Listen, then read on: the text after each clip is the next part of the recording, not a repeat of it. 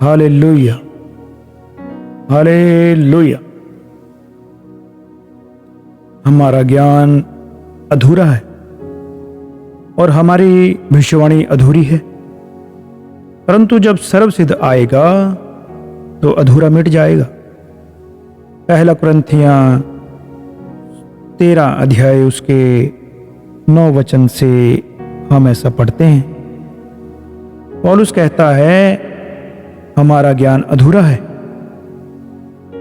तो हम कैसे कह सकते हैं कि हम सब कुछ जानते हैं?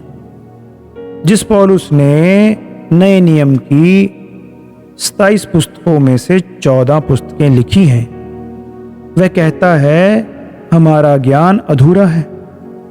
फिर हम क्या कहें? आज हमको भी ये कहना सीखना चाहिए कि हमको सब कुछ नहीं आता, थोड़ा बहुत आता है। जिस सच्चाई से पौलुस कहता है कि हम सब कुछ नहीं जानते, हमको भी ऐसे ही कहना चाहिए। लेकिन जब यीशु जो कि सर्वसिद्ध है आएगा, तब सब अधूरा मिट जाएगा। स्वर्ग में हम सब बातें साफ साफ समझ जाएंगे।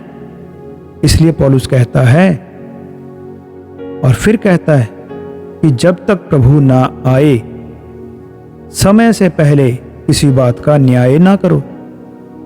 ये अंधकार की छिपी हुई बातें ज्योति में दिखाएगा और जो कुछ हमने सोचा है वह प्रकट करेगा। इसके बाद यदि हमने इस संसार में पवित्र जीवन जिया होगा, तब परमेश्वर हमारी प्रशंसा करेगा। पहला कुरिन्थियां 4 अध्याय उसके 5 वचन में ऐसा लिखा है।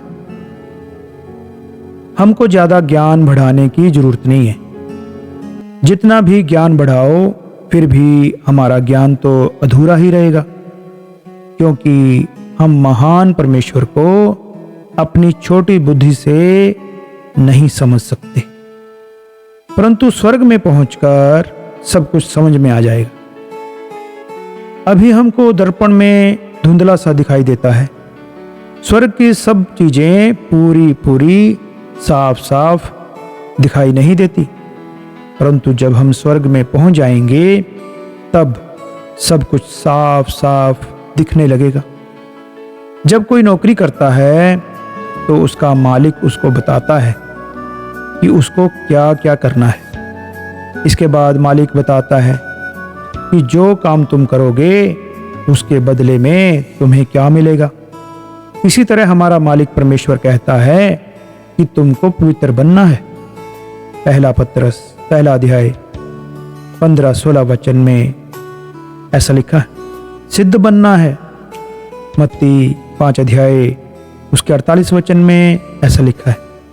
ये काम इस संसार में रहते हुए परमेश्वर के लिए करना है और जरूर करना है।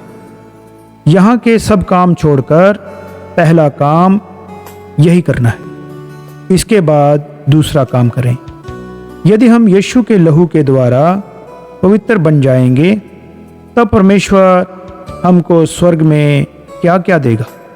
ये सब स्वर्ग में मिलने वाली चीजें हमारी समझ में पूरी तरह नहीं आएंगी।